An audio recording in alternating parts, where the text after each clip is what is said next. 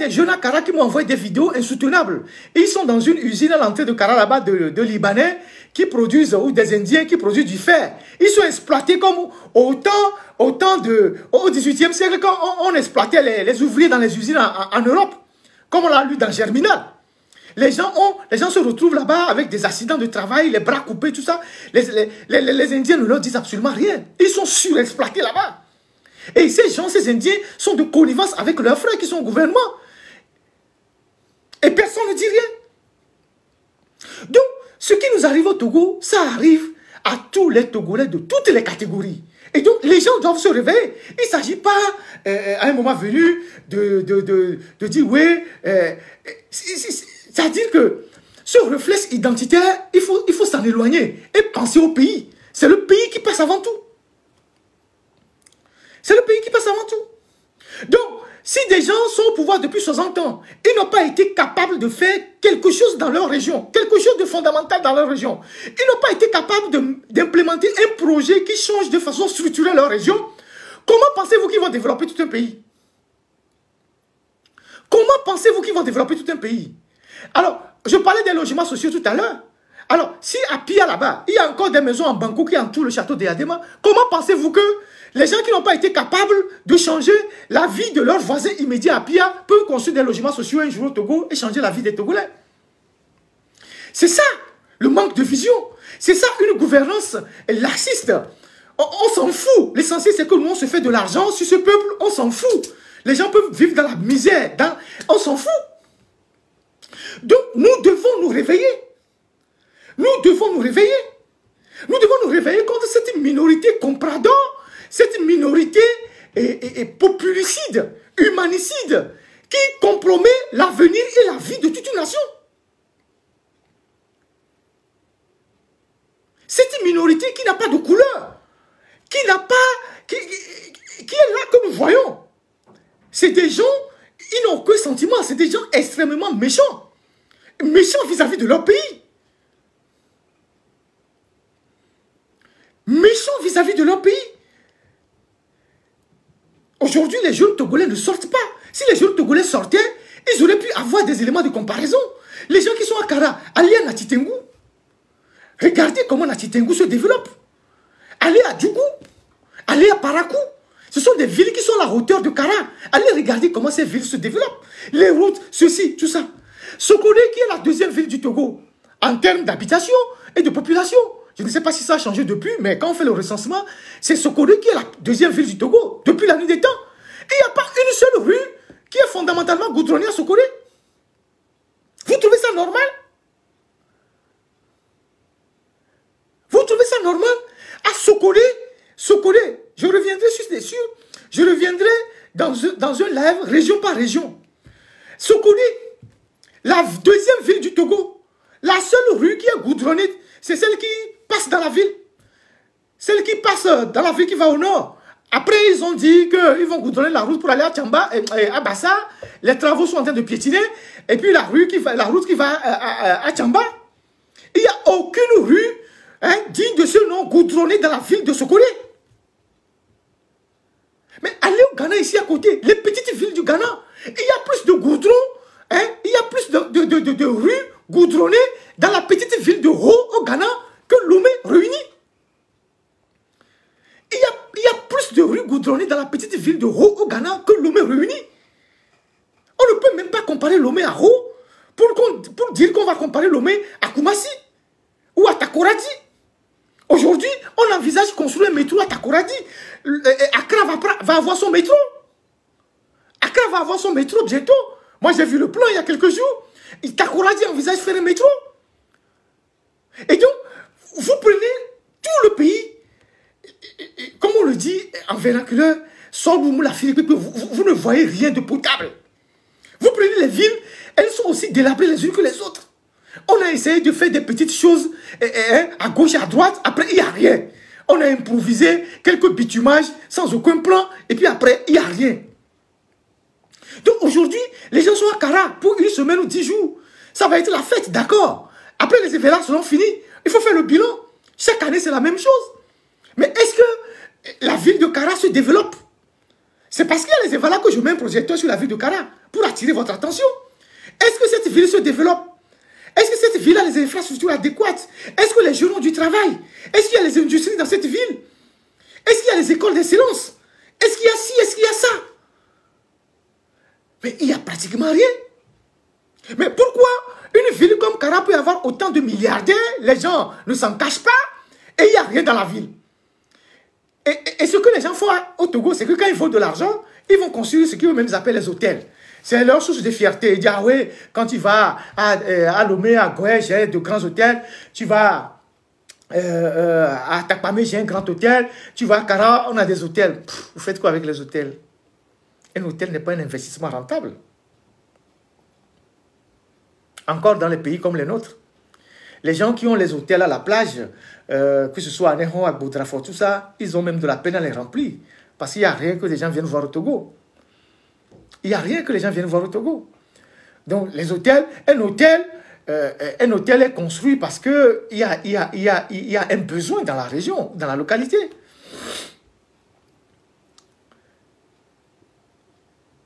Donc, les gens disent, ouais, j'ai construit un grand hôtel. Après, c'est des bâtiments qui sont vides.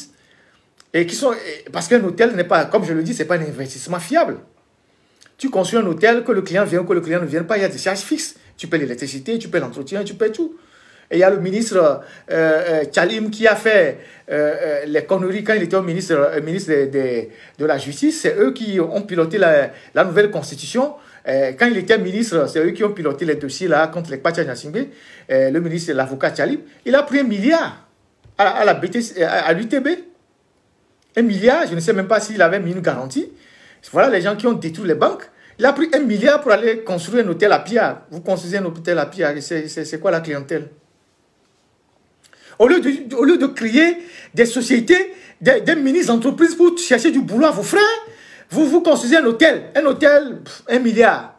Vous allez employer combien de personnes? Rien du tout. Rien du tout.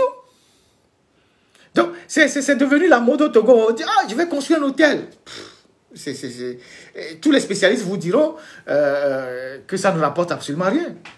Même les hôtels qui sont en pleine villa Lomé sont devenus des auberges où les gens viennent faire des passes. Et quand un hôtel devient un lieu de passe, ça ne rapporte pratiquement rien.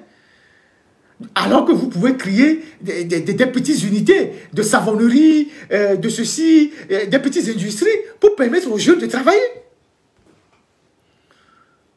Aujourd'hui, je dirais 60%, par exemple, des savons que nous utilisons en Afrique, notamment dans les grandes villes, viennent de l'Occident et de la Chine. Mais pourquoi en Afrique, on ne peut pas développer des petites savonneries qui permettent aux gens qui n'ont pas assez de moyens, les gens qui viennent des villages, de venir acheter du savon? Mais est-ce que quelqu'un peut créer une petite unité de savonnerie et avoir une faillite? Non. Si gère bien, il n'aura pas de faillite. Nous, quand on était tout petit,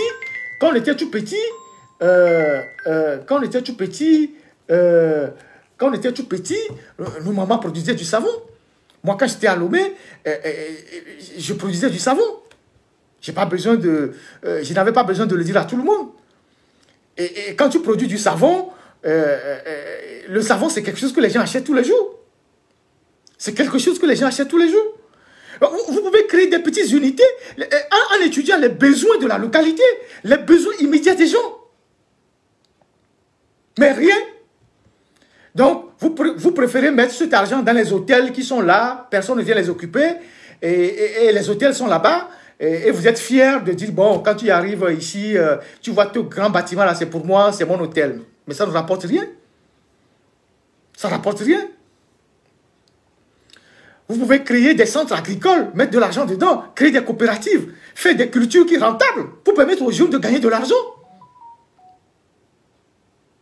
Donc aujourd'hui, c'est la fête à Kara toute la semaine, mais après, tout le monde va repartir. Tout le monde va repartir. Et les jeunes de la ville seront là, abandonnés à eux-mêmes. Les étudiants seront abandonnés à eux-mêmes. Les 150 millions qu'on donne par canton, les cadres vont voler une partie, après ils vont distribuer les miettes aux jeunes et aux chefs de village. Chacun va boire un peu la bière et tout ça, avec un peu... Et puis c'est fini. Tout le monde retourne à Lomé. Donc, il n'y a aucune politique endogène de développement des localités.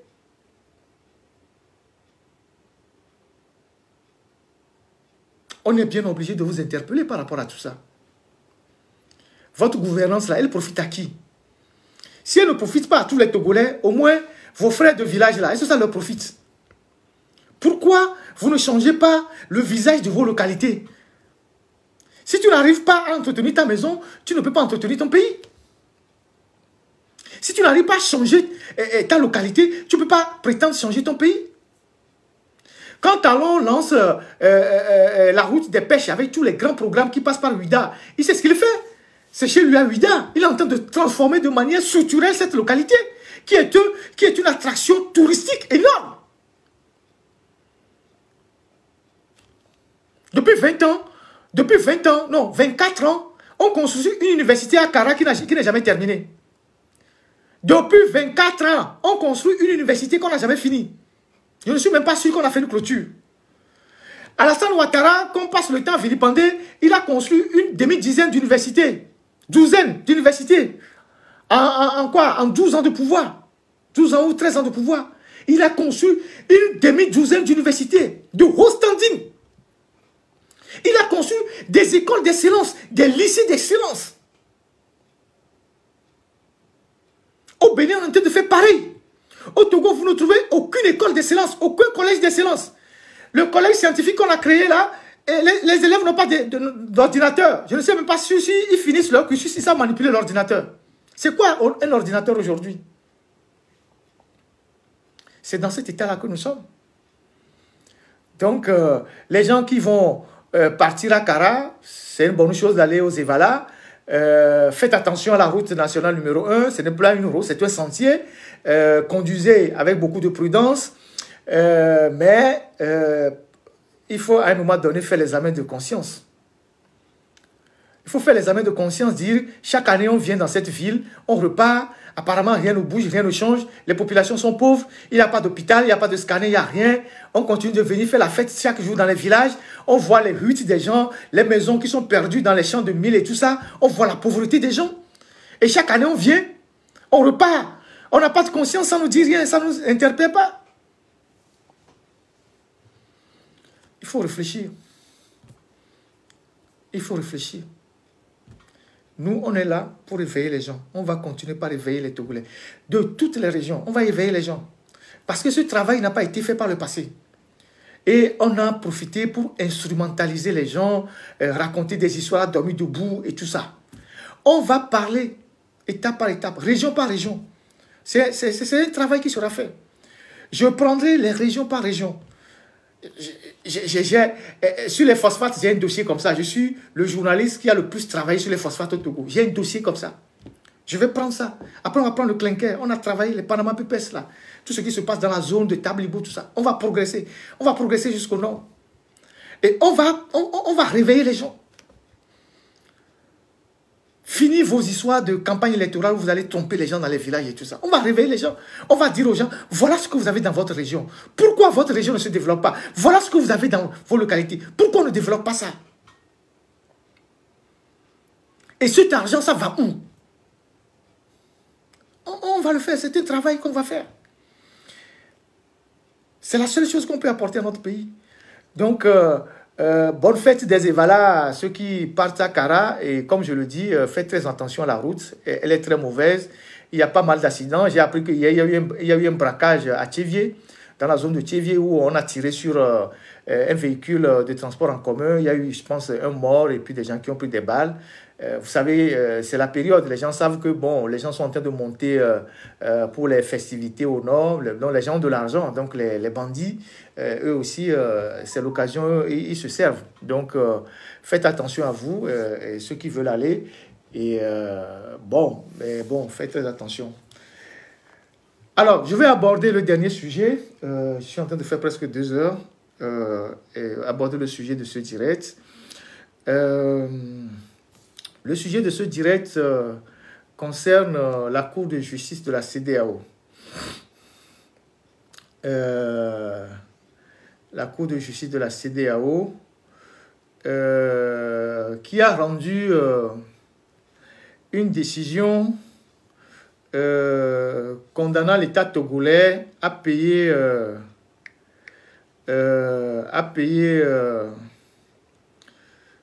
150 à payer 10 millions à chaque enseignant récemment licencié l'année dernière à la suite des grèves qui ont eu secoué le système scolaire. Alors, je vais aborder ce sujet dans un ensemble. Aujourd'hui, les Togolais n'ont plus confiance en leur justice. Aujourd'hui, la justice togolaise n'est plus une justice qui inspire la confiance. Et en abordant cette thématique, excusez-moi avant de l'aborder, parce que j'étais en train de faire du coq à l'âne. Avant de l'aborder, je voulais partir des 20+. Je voulais partir des 20+ pour aborder cette thématique-là. Et j'ai publié,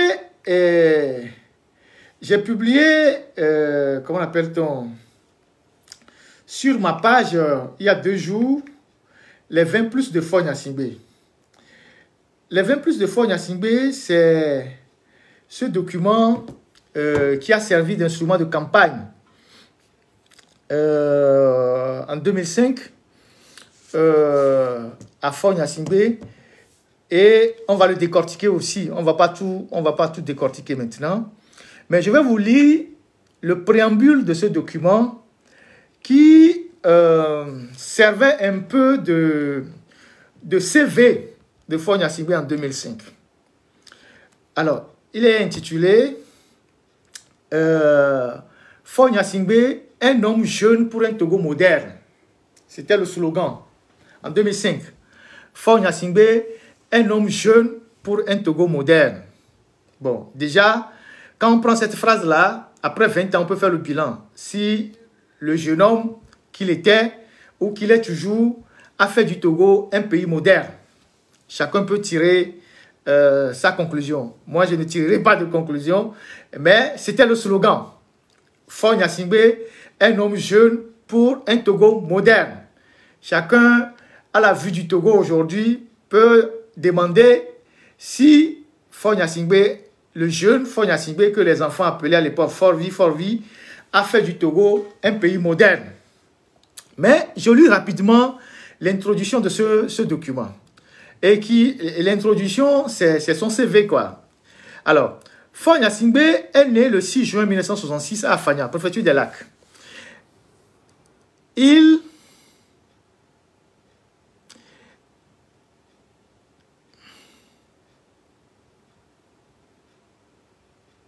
marie dans sa personne, c'est ce qu'ils ont utilisé pour flouer les gens en disant qu'il avait un côté sud et un côté nord. Il marie dans sa personne le sud et le nord du Togo. D'origine kabyère par son père, le président Yadema, sa mère est une femme d'Atakpamé.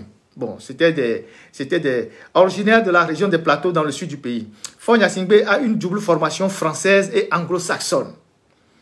Il a une double formation française et anglo-saxonne. Faure Gnassingbé a achevé brillamment ses études secondaires entamées à Kara et à Lomé par un bac réussi aussi au lycée militaire de Saint-Cyr en France. Faure Gnassingbé a achevé brillamment ses études secondaires entamées à Kara et à Lomé par un bac réussi au lycée militaire de Saint-Cyr en France. Il a poursuivi ses études supérieures à l'Université française de Paris-Dauphine, sanctionnée par une maîtrise en sciences de gestion. Donc, notre président est un gestionnaire. Donc, il a une maîtrise en gestion. Donc, en France, à l'université Paris-Dauphine. Il a conservé depuis cette période de précieuses relations avec des cadres qui forment aujourd'hui la fine fleur de l'économie française. Donc, depuis qu'il a fait l'université Dauphine, Paris-Dauphine, il a conservé depuis cette période de précieuses relations avec des cadres qui forment aujourd'hui la fine fleur de l'économie française.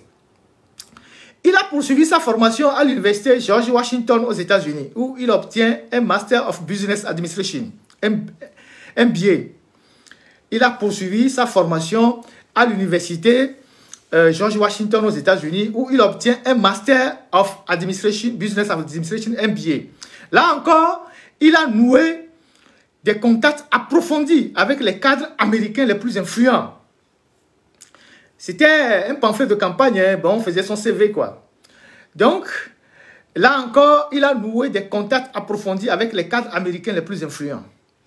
De retour au pays, il effectue différentes missions officielles. C'est ici qui m'intéresse. Je vais vous dire pourquoi.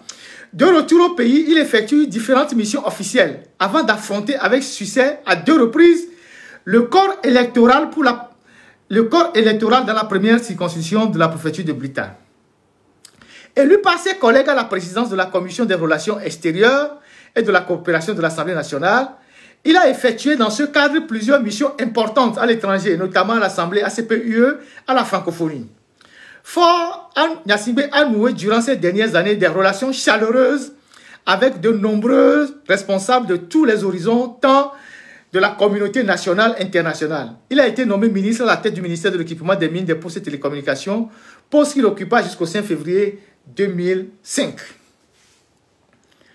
Je relis la dernière partie que je trouve assez intéressante. Quand il a fini ses études, avec toutes les relations les plus influentes qu'il a engrangées en France et aux États-Unis, de retour au pays, il effectue différentes missions officielles avant d'affronter avec succès à 2 reprises le corps électoral dans la première circonscription de la préfecture de Blita.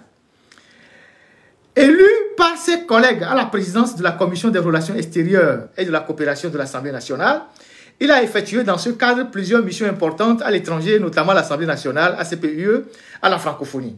Fort Gnassingbé a noué durant ces dernières années des relations chaleureuses avec de nombreux responsables de tous les horizons, tant de la communauté nationale qu'internationale.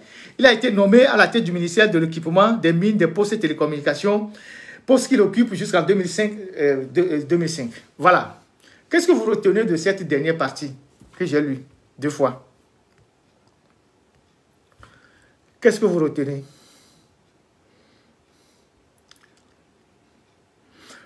Pour le parcours académique, moi, j'ai rien à dire parce que je ne vais pas faire de la digression ou épiloguer là-dessus. Je n'ai rien à dire. Mais la dernière partie, c'est le dernier paragraphe qui m'intéresse. Quand vous lisez le dernier paragraphe, vous vous rendez compte que Fort Gnassingbé n'a jamais travaillé. Il n'a jamais travaillé. On a dit nulle part dans son CV qu'il a été chef d'entreprise, qu'il a travaillé ici, qu'il a fait ci, qu'il a fait ça. De retour au pays, il est parti, il est allé à une élection pour les députés. Après, il est venu à l'Assemblée. Il a été choisi président de la commission des relations extérieures à l'Assemblée. Et donc, avec ça, il a fait des voyages. Il est parti à CPUE. Après, il a fait quoi? Il est devenu ministre. Et de ministre, il est devenu président. Il n'a jamais travaillé. Il n'a jamais travaillé nulle part. Il n'a jamais eu un bulletin de paye. Parce que tout ça conditionne l'homme et ses réactions vis-à-vis de certains sujets de la société. Tout ce qu'on vient de lire, ça conditionne l'homme. Si vous avez trimé dans votre jeunesse, si vous êtes allé à l'école, vous êtes rentré plusieurs fois à la maison, vous n'avez pas trouvé à manger, après vous êtes allé chercher de l'eau à la pompe, vous avez fait ci, vous avez fait ça, vous serez quelqu'un de bien façonné pour comprendre les problèmes de la société. Quand les gens font grève, vous comprendrez pourquoi ils font grève. Quand les gens n'ont pas mangé, vous comprendrez pourquoi ils n'ont pas mangé. Quand les gens souffrent, vous comprendrez pourquoi ils souffrent. Quand il y a des entreprises dans le pays qui font faillite, vous comprenez pourquoi les entreprises font faillite.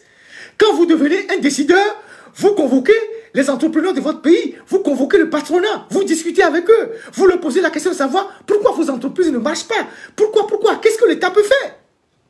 Mais si vous-même, vous n'avez jamais travaillé, comment est-ce que vous pouvez comprendre le monde de l'entrepreneuriat? Comment les choses fonctionnent? Comment les sociétés fonctionnent? J'entends souvent les partisans du régime dire oui, on ne peut pas laisser le pays à des opposants qui n'ont jamais travaillé. Mais votre champion n'a jamais travaillé. Il n'a bénéficié que des privilèges d'un fils à papa. Votre champion n'a jamais travaillé. Il n'a jamais travaillé non plus. Il n'a bénéficié que des privilèges d'un fils à papa. Et on voit comment le pays est géré. On voit comment il est indifférent quand les enseignants font grève, quand les médecins font grève, quand le secteur le secteur, je ne sais pas comment dire, quand les entreprises disent qu'il y a trop d'impôts, quand les gens ont des problèmes, on voit comment il est indifférent. Parce qu'il n'a jamais bossé. Il n'a jamais bossé. Il n'a jamais tenu une entreprise qui a fonctionné normalement. Hein, et faire des fiches de paie à ses employés, savoir comment les bénéfices sont calculés, comment on paie les impôts, tout ça. Jamais rien. Quand il est rentré des États-Unis après ses études, il est devenu député. Député, il est allé à l'Assemblée, président d'une commission des relations extérieures, et puis après, il est devenu ministre des Postes et Équipements, après, il est devenu président. Donc, il ne peut pas comprendre que des enseignants souffrent.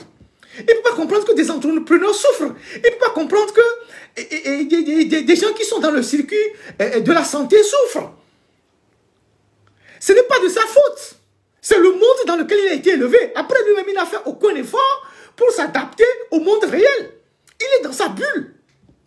Alors, quand quelqu'un comme ça prend les destins d'un pays, mais souffre que la communauté de destin que nous constituons est menacée.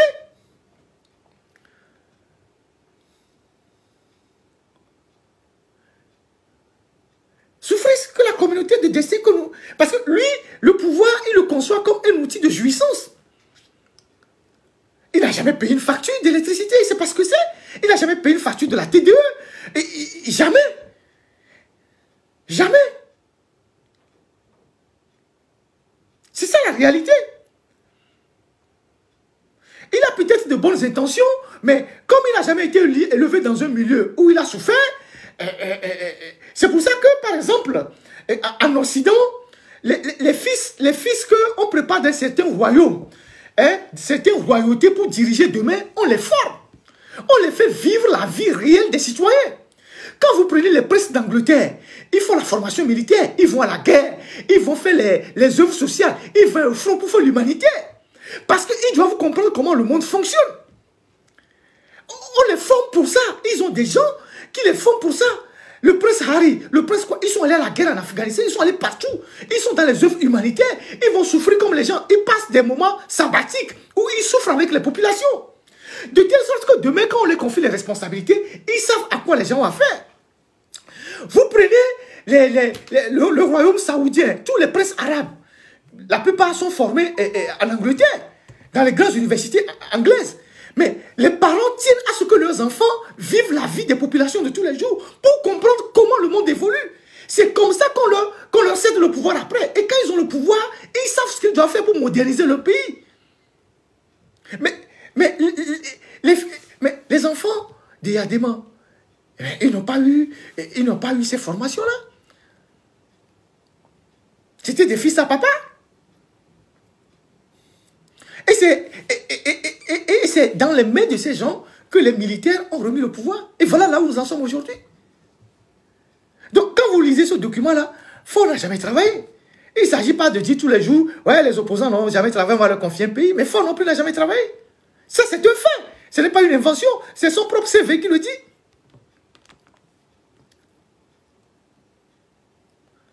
Donc, si on reprend les 20+, je ne vais pas l'aborder tout ça aujourd'hui. Les 20+, ce sont les 20 points que Faure a énumérés, que s'il prend le pays, il va le changer. Il va le changer. Donc, on va les prendre un à un. Par exemple, il dit plus pour la réconciliation nationale, plus pour le rayonnement international, plus pour la démocratie. Bon, on verra s'il y a la démocratie au Togo. Plus pour la justice. Je vais aborder le cas de la justice tout à l'heure. Plus pour les libertés. Plus pour la fonction publique. Plus pour la société civile. Plus pour la jeunesse et l'éducation. Plus pour les femmes. Là, il a fait un bon progrès. Les femmes, c'est bon. Bon, voilà, chacun peut avoir son avis, hein, mais pour les femmes, les 20+, ça remplit. Là, ça a été fait en partie. Plus pour les retraités, plus pour la création d'emplois et la liberté d'entreprise, plus pour les villes et l'habitat, plus pour la santé, plus pour l'agriculture, plus pour la santé. Voilà. Donc, ce sont les 20+ que je vais décortiquer. Et aujourd'hui, je vais prendre juste un point. Je vais prendre la justice parce que il y a une actualité qui nous intéresse et qui m'oblige aujourd'hui à parler du 3e point. Je pense que c'est le 3e point. Plus pour la justice. C'est le 5e point. Plus pour la justice. Alors, Faure a dit en 2005 ceci, dans son pamphlet. Les Togolais ont droit à une justice transparente, indépendante et sûre. Écoutez-moi très bien. Les 20 plus de fort, 2005. Plus pour la justice. Les Togolais ont droit à une justice transparente et sûre. Je reformerai le statut de la magistrature pour assurer aux magistrats des garanties légitimes de carrière. Je créerai un juge des libertés pour contrôler les mesures restrictives de liberté.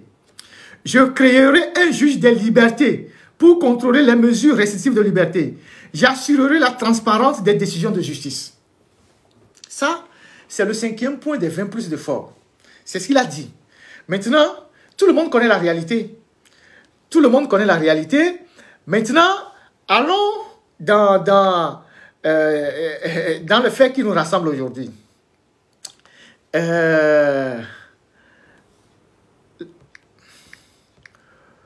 Donc, 20 ans après cette profession de foi ou ses intentions, Faure n'a jamais réussi à faire de la justice togolaise une justice indépendante. C'est durant son règne que la justice a été le plus instrumentalisée à des fins de règlement de comptes politiques et même familiales. Le juge de liberté, il ne l'a jamais créé. Les libertés, il les a sacrifiées. Les gens sont encore en prison en train de mourir. Les gens de Taïga, tout ça là, ils sont en prison en train de mourir. Les gens sont en prison, détention préventive pendant des années. Ils sont en train de mourir. Les gens sont dans les liens de la détention, y compris son propre frère. Donc, il n'a pas tenu cette promesse-là. La justice togolaise aujourd'hui n'existe pas. Si on s'en tient même à ce que le nouveau ministre même de la justice a dit quand il a pris fonction. La justice togolaise n'existe pas. Il n'y a pas aujourd'hui au Togo un juge courageux pour rendre justice à un citoyen ordinaire dans une affaire. Tout est téléguidé de l'extérieur. Les juges sont sur la pointe des pieds. La justice est corrompue. Les décisions sont téléguidées de quelque part. Donc, comme il n'y a pas de juge courageux, comme la justice togolaise est incapable de rendre justice aux justiciables, les Togolais se déportent massivement vers la cour de justice de la CEDEAO. Et ce n'est pas la première fois. Le Togo est aujourd'hui l'un des pays qui a plus de dossiers à la cour de justice de la CEDEAO. Après le Togo, je pense c'est le Sénégal. Tous les dossiers aujourd'hui vont à la cour de justice de la CEDEAO. Ça prouve quoi? Ça prouve que la justice togolaise, c'est une faillite totale. Même si des petits sujets, on ne peut pas les trancher au Togo, on les envoie à Abuja, ça veut dire que la justice togolaise est une faillite totale.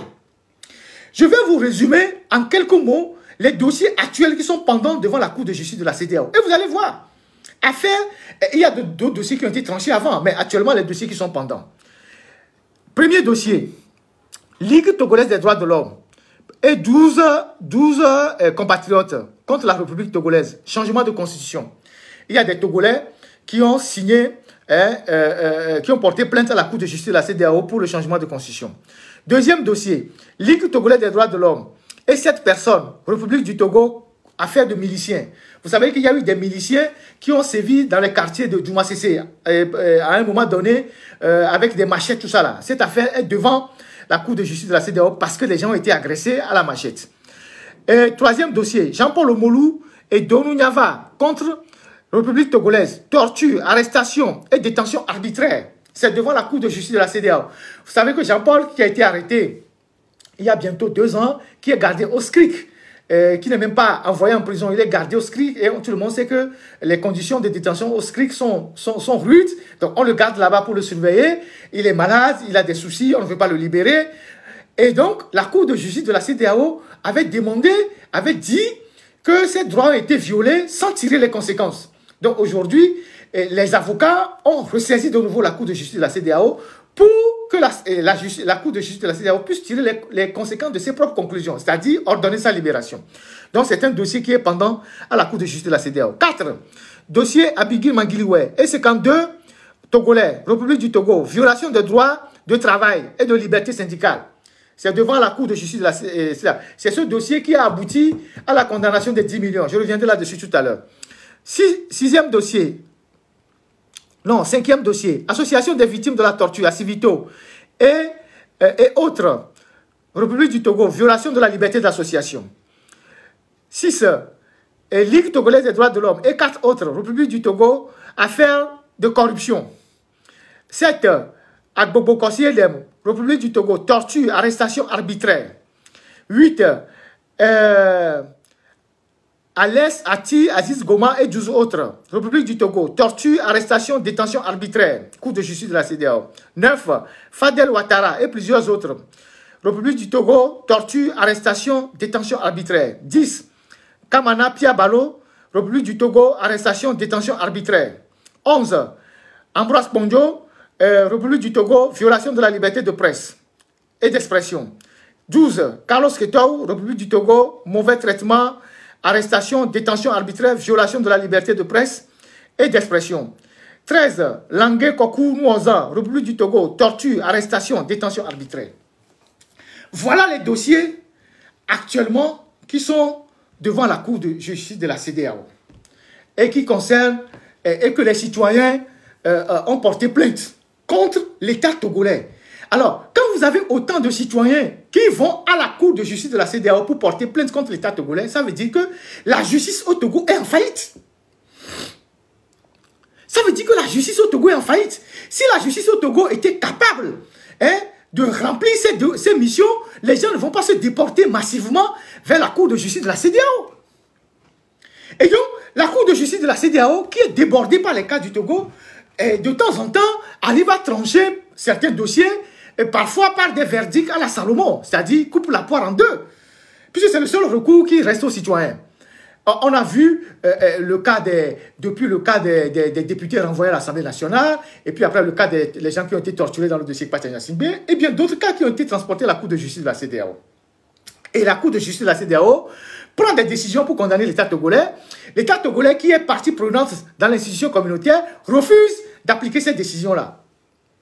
Mais Faure s'est engagé en 2005 à faire de la justice togolaise une justice indépendante et transparente au service des citoyens. Et ces citoyens aujourd'hui, qui n'ont plus confiance à cette justice, se déportent à la Cour de justice de la CEDEAO. Et donc, cette Cour de justice de la CEDEAO vient de condamner l'État togolais la semaine dernière à payer 10 millions à chaque enseignant licencié lors de la dernière grève qui a secoué le système scolaire. Et les 53 enseignants, bon, la Cour n'a pas demandé de les réhabiliter, c'est pour ça que je parle de jugement à Salomon. La Cour, normalement, qui a constaté que leurs droits étaient violés, devait ordonner qu'on les réhabilite. Mais la Cour s'est contentée de condamner l'État togolais à des sanctions pécuniaires. Et donc, 10 millions par enseignant, ils sont 53, on est presque à un demi-milliard. Si je ne me trompe, hein. 10 millions fois 53, je ne sais pas ce que ça donne, mais on est à 500, je ne sais pas, 530 millions.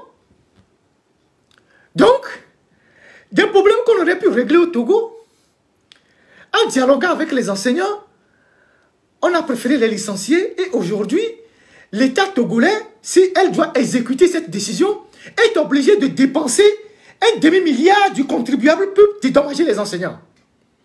Parce que les sanctions pécuniaires, tôt ou tard, ils finissent par payer. C'est les libérations qu'ils refusent. Ils finissent par payer tôt ou tard. Mais c'est beaucoup d'argent et c'est de l'argent sorti des caisses de l'État. 630 millions pour 53 enseignants. Si ces gars avaient gardé leur boulot, on ne va pas les dépenser, c'est un demi-milliard pour les dédommager.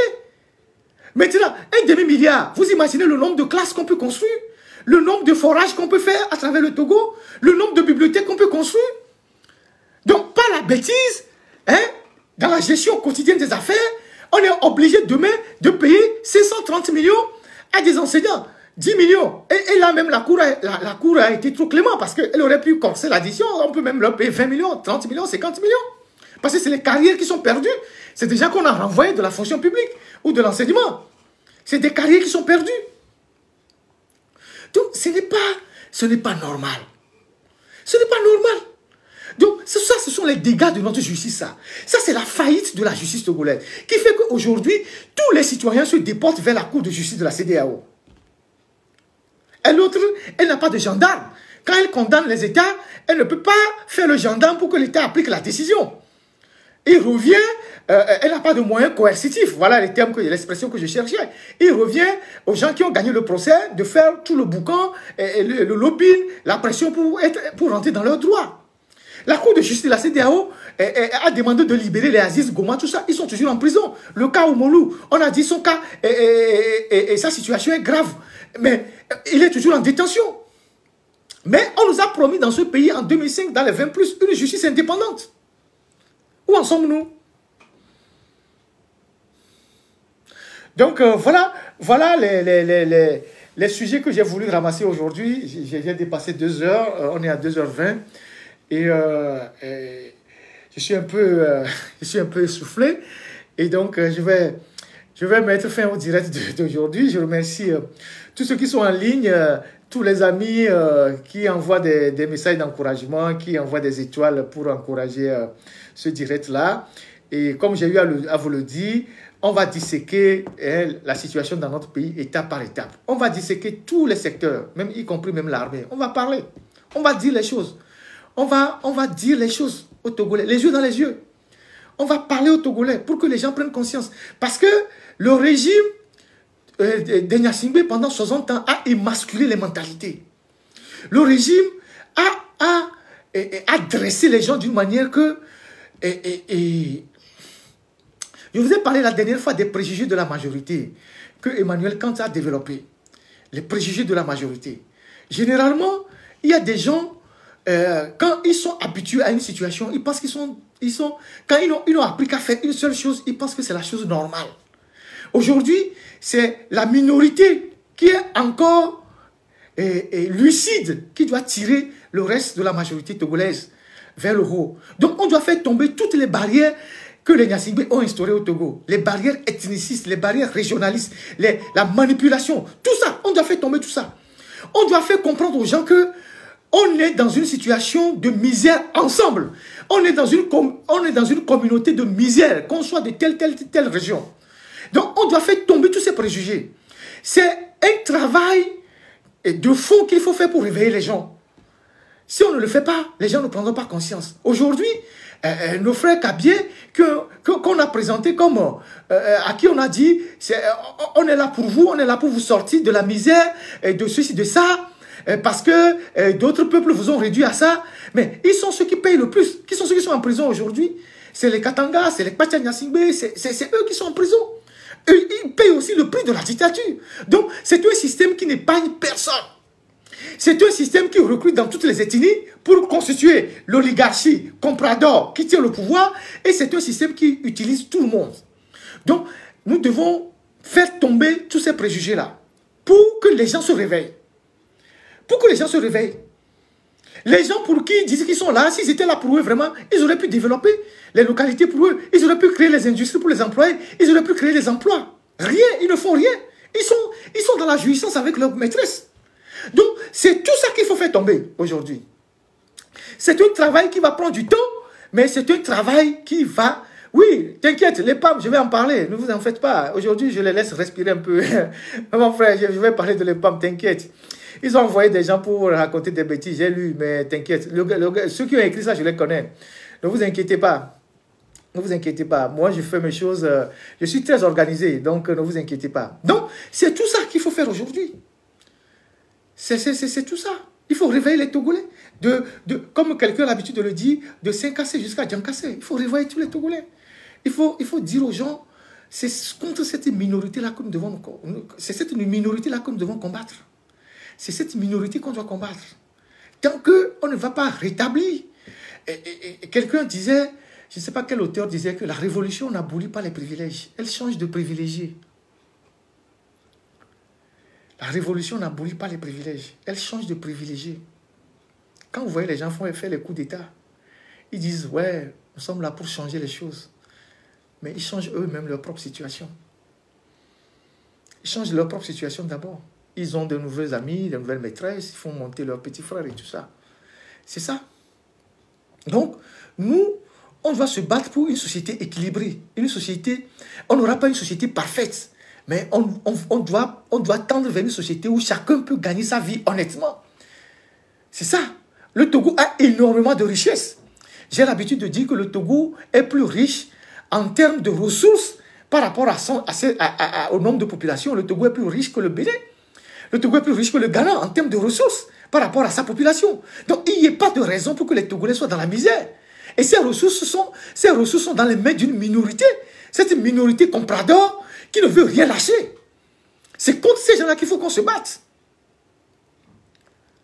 C'est contre eux. Et ces gens n'ont pas de couleur. Eux, ils sont là, ils utilisent les fibres régionalistes ethniques juste pour leur propre confort personnel. Donc c'est contre tout ça qu'on doit se battre. C'est contre tout ça qu'on doit se battre. Donc, vraiment, il faut que les gens se réveillent. Il faut qu'on se réveille. Parce qu'on prend énormément du retard. Regardez ce que nos jeunes sont devenus. Les gens qui sont nés en 2005, aujourd'hui, ils ont quoi? Ils ont 20 ans. Dans 5 ans, ils seront quoi? Ils sont déjà dans la vie active. Ils seront quoi? Les gens qui sont nés en 90, ils ont 34 ans. Et jamais ils n'ont travaillé. Ils sont des émigrants. Ils ont travaillé, ils sont des émigrants. Nous, on a connu le père, on a connu le fils. Nous sommes dans la cinquantaine, donc nous, on est déjà partis. Donc, les jeunes qui arrivent, vous allez devenir quoi? Vous n'avez pas de bourse, vous n'avez pas d'allocation, vous n'avez rien. Donc, il faut qu'on se réveille. Il faut qu'on se réveille. Et c'est cette prise de conscience collective qui va faire tomber les oppresseurs. On parlera aux militaires au moment venu. Ce sont nos frères, on va leur parler. Parce qu'eux aussi sont victimes de la dictature. Ils sont même plus victimes de la dictature. Quand on fait la purge dans l'armée, on juge les gens, on massacre les gens dans l'armée, ils sont victimes. Si on part depuis le temps des Yadema ou le Yadema pour le pouvoir, tous les militaires qui ont été victimes du pouvoir, depuis les Kofi Congo, les Komla, je ne sais pas quoi, tous ces gens-là, on va lister les militaires. Tous les militaires que le Togo a perdus. La première victime, j'ai l'habitude de le dire, ça choque les gens. Mais la première victime d'un coup d'État, ce sont les militaires. Parce qu'un coup d'État désorganise l'armée d'abord, avant de désorganiser la nation. La première victime d'un coup d'État, c'est l'armée elle-même. Parce que celui qui prend le pouvoir pour asseoir son règne, il est obligé d'éliminer les autres. Donc pour éliminer les autres, il invente des complots. Il invente des histoires. C'est comme ça l'histoire. C'est une constance de l'histoire. Quand je prends le pouvoir, d'abord pour faire un coup d'État, il faut éliminer les gens qui étaient là. Et quand vous finissez d'éliminer ceux qui sont là, parce qu'il y a ceux que vous voulez renverser. Ceux que vous voulez renverser sont aussi leurs militaires. Vous les liquidez.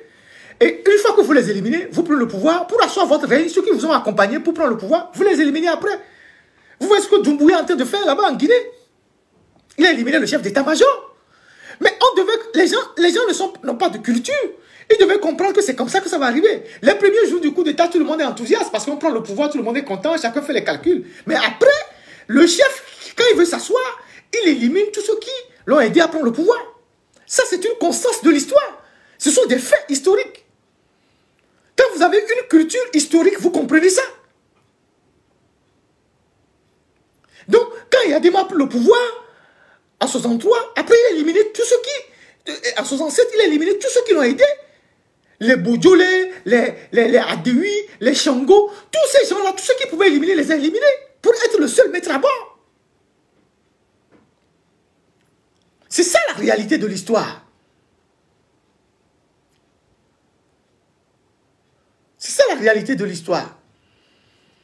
Donc, nous devons nous organiser et parler aussi à nos militaires. Pour leur dire, vous avez intérêt à être du côté du peuple, que être au service d'une seule famille pendant 60 ans.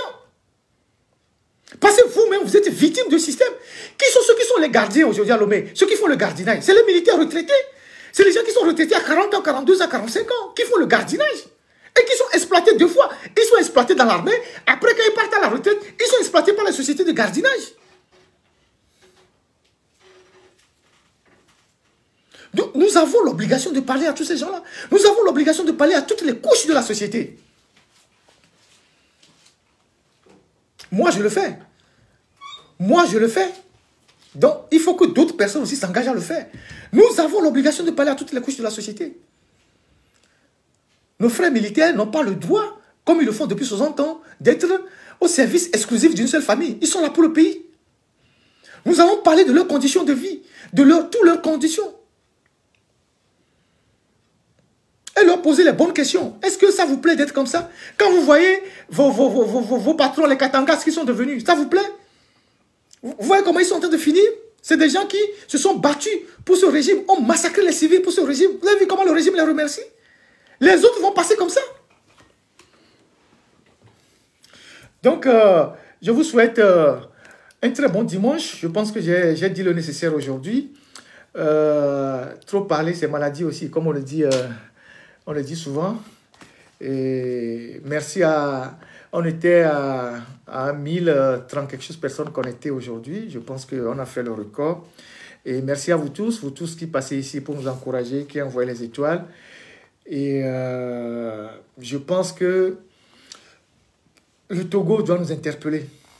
L'état actuel du Togo doit nous interpeller. La situation du Togo doit nous interpeller. Les autres pays sont en train de nous mettre la honte. Et ils nous le font vraiment profond. Et parfois, quand on dit qu'on est Togolais, c'est une honte. Donc, nous devons laver cette honte-là qui couvre aujourd'hui notre visage. Et pour laver cette honte-là, nous devons nous défaire de ceux qui sont là. Parce qu'ils n'ont plus de solution à nos problèmes. Ils n'ont plus rien. Ils n'ont aucune solution. Ils sont sclérosés. Ils sont sclérosés. Ils ne peuvent plus rien pour faire pour le pays. Donc, nous devons nous engager. Et nos frères de la diaspora, moi je dis, laissez tomber les petits problèmes de personnes. Si vous ne voulez pas qu'on rentre tous au pays un jour dans 4 planches. Parce que tant que ce système sera là, nous, on ne pourra plus rentrer au pays. Certains, en tout cas, ne pourront plus rentrer au pays. Donc la seule condition pour que demain les gens rentrent au pays tranquillement, c'est faire tomber le système. C'est de faire tomber le système. C'est de faire tomber le système. Parce que le système ne supporte pas la contradiction. Les gens ne peuvent même pas rentrer pour honorer leurs parents qui décèdent. Dans quel pays vous avez vu ça? Un seul individu et sa cour de courtisans, ses maîtresses ne peuvent pas mettre tout un pays dehors. Donc nous devons monter en puissance dans notre engagement contre le régime. Contre le régime. Donc voilà ce que je voulais partager avec vous.